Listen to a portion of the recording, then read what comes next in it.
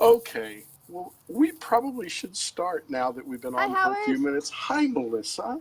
How are Good to you? see you.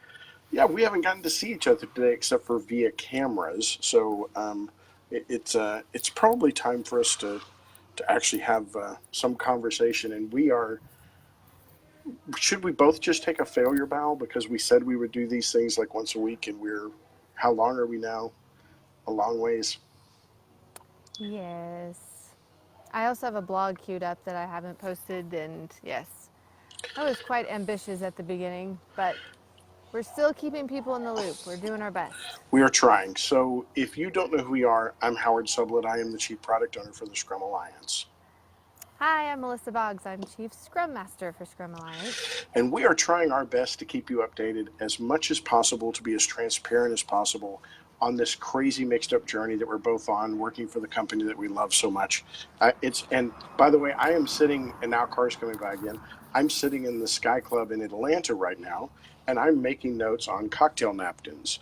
So it's June 25th, 2019, and this is kind of going to be our Facebook Unscripted, Facebook Live for today. We've actually, I was just talking to Melissa earlier about the fact that we haven't even talked about an event that happened, which was the Scrum Gathering in Austin. And we haven't talked about what's coming, which is the Scrum Gathering in Vienna. So, why don't you tell us a little bit about what happened in Austin and kind of your impressions from Austin? Sure. So, um, I, sorry, there's a cicada over here. It sounds lovely. It sounds lovely. No, Austin was amazing. So, for It those of was. you, if you have never been to a global Scrum gathering, it is transformational. You know, we sat on the stage the first day and I challenged people that 3 days might change their life. And I will tell you, it wasn't even my first one and it still changed mine. It never ceases to amaze me when you bring people together who believe the same things and want the same things for their organization and for the world, that there's magic. So it was really neat. Lots of great talks from amazing speakers, workshops, hallway conversations. Our team just absolutely knocked it out of the park. It's awesome. Yeah. What about you, Howard? Speaking of our team, Carol just joined. So, hi, Carol. Hi, Speaking of Carol. our awesome team, yeah, absolutely. It was. We had a little over 1,500 people there, and I can't say enough about how good it was and how impactful it was. Um, it's it was one for the record books. Let's just put it that way. It was both of us together, and one of the things that I thought was kind of interesting was that you and I were we were so busy in the middle of the day that we realized that we were both going to have to co-present from the stage at the same time, kind of live with lavaliers on in front of 1,500 people, and we both looked at each other like we've never done this before.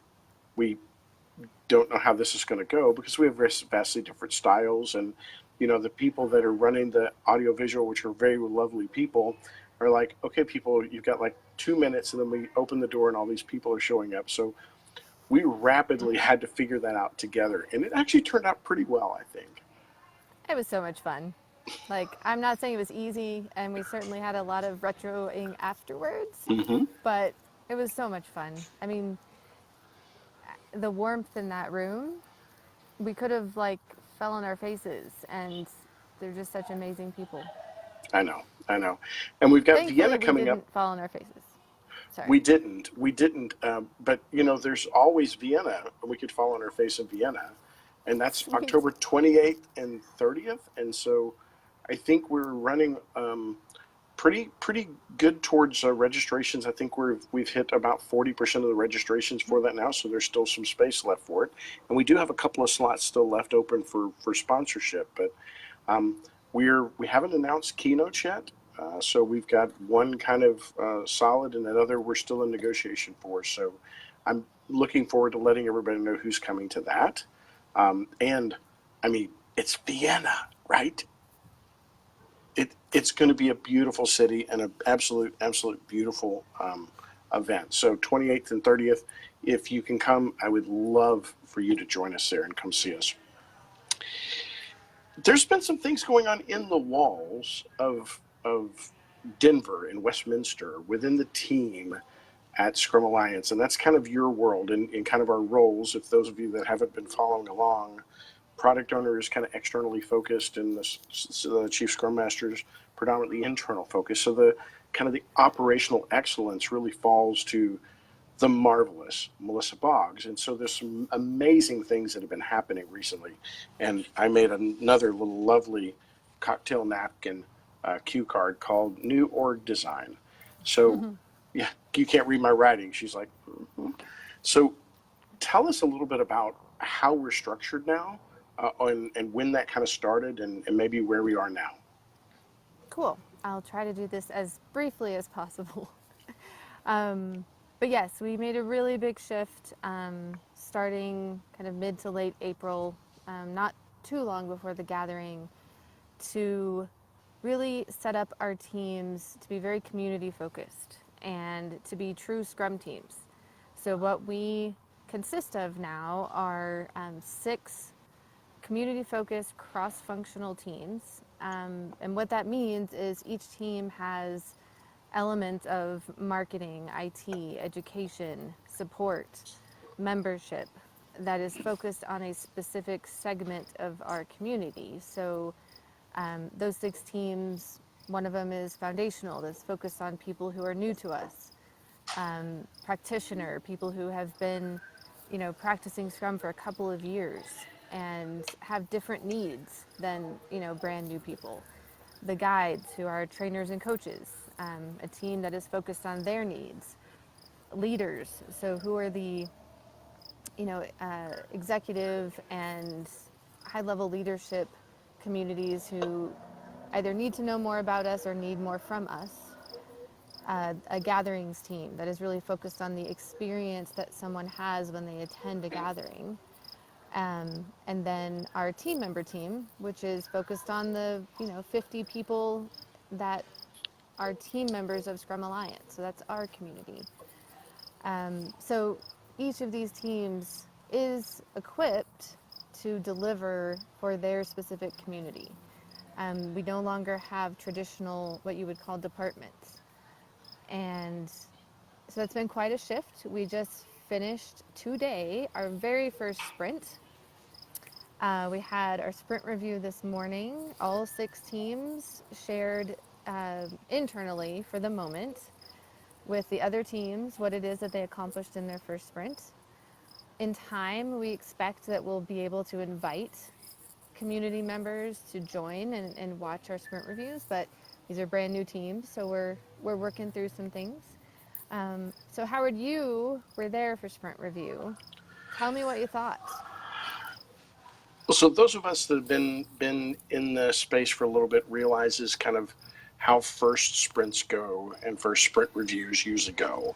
So I've got to be honest, my expectation bar was pretty low because the teams had never worked. So when you say cross-functional, these are truly cross-departmental. So one team of 7 had IT people in it, had education-focused people in it, and had marketing people in it. It had all those things in it, and this is the first time that they've worked that way. So my expectation bar was pretty low. I mean, I've been working with them and been excited about it, seeing it, but completely freaking blown away. We ran. I'm going to chastise the chief scrum master for completely blowing the time box, but you know what? It's a beautiful thing when each team has so much that they want to show, so much things that they got done that we completely exceeded our time because and things that I guess nobody on the team had really thought about it being a problem that needed to be solved, but now that they're thinking about it through the lens of a customer and a customer journey, all of a sudden when they started walking that customer journey through our system, they're like, this is something we have to fix and we can fix it this week. And they did. So I was completely blown away and blown away by the excitement that they had and the cheers. I mean, every team was presenting and every team got cheers. So it was something else. It really was something else. Speaking of teammates, Crystal is on with us now. So hi, Crystal. Hey, Crystal. Oh, and there's Reese. Well, nobody likes Reese. Hi, Reese. Hi, No, Reese. I was incredibly proud of them. Just what they accomplished in the first sprint, and how they presented it. Just the lens through which they were seeing things. Were I mean, this might be our first sprint, but these are people who have been talking about Scrum for quite some time. So it was just neat for them to be able to live it and demonstrate it, in their own way. So yeah, so that's, sprint one complete, and that's really exciting. And tomorrow we'll do sprint planning for sprint two, and we continue to kind of evolve what this is going to look like, and how we interact with the communities that we're serving and whatnot. But it's definitely a journey, so I continue to ask for patience and grace. Those are my favorite words right now. Yes, but it's also so freaking bold. I don't know any other organization that is doing what we're doing right now. I'm every conversation I have, people are making notes and going, "Oh my God, maybe our organization could one day be that." So I'm so proud to be a part of this and to watch it happening. And it's exciting, right? It's an adventure, and it is.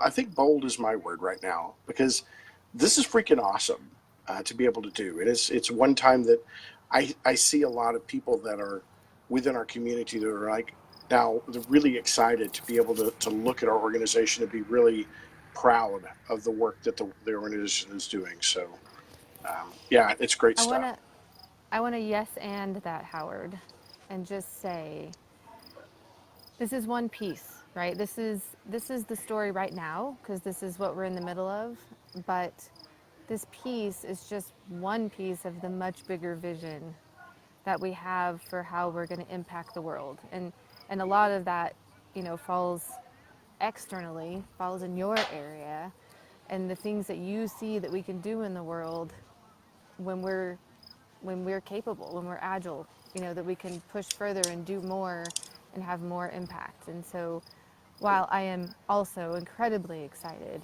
um, we always coach leaders that you're not agile for the sake of being agile. Like, if you are, then you're just checking a box. Right. But we are pushing the boundaries of our agility so that we can have greater impact on the world of work. Absolutely. Very, very well said.